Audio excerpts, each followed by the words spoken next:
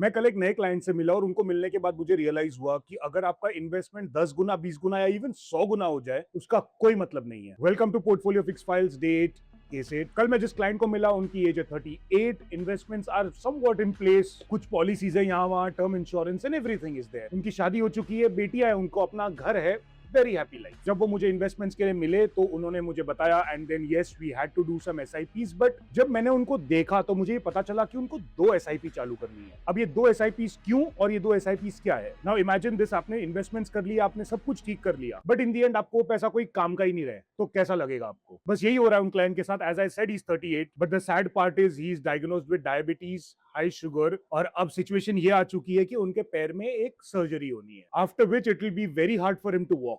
मैं नहीं चाहता ऐसा किसी के साथ भी हो, बट ये बहुत ही कॉमन ट्रेंड चल रहा है आजकल। कुछ लोग जो हैं वो बहुत ज्यादा फाइनेंस में इन्वेस्टमेंट करना है, फ्यूचर सिक्योर करना है, फैमिली सिक्योर करना है, ये करना है, वो करना है, ये सब बढ़िया करते हैं। But what about this?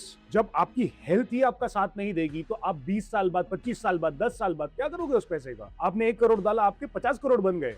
आप चल नहीं सकते हो, आप बेड से उठ नहीं सकते हो, आप ट्रैवल नहीं कर सकते हो, आप कहीं जा नहीं सकते हो, आपकी हेल्थ सही नहीं है, उस इन्वेस्टमेंट का ना सर कोई मतलब नहीं है। मैंने उनको 2 एसआईपी सजेस्ट कर दी। एक एसआईपी जो है वो फाइनेंस की है, जो करना ही है, और दूसरी एसआईपी वो हर किसी को करनी चाहिए, regardless if you have the money और if you don't have the money, is systematic investments in your physique. Please please please, it's a humble request, go to the gym, fitness रखिए, क्योंकि जब तक ये ठीक है तब तक सब ठीक हो सकता है। सब जाने के बाद वापस आ सकता है, आप बिल्ड कर सकते हो।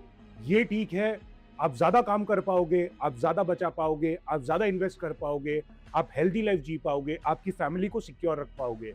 Because remember, financial security is not everything. जब आप खुद हेल्दी नहीं रहोगे तो आपकी फैमिली वैसे ही डिस्ट्रेस रहेगी, no matter if they have the money और no, because remember, you matter to your family.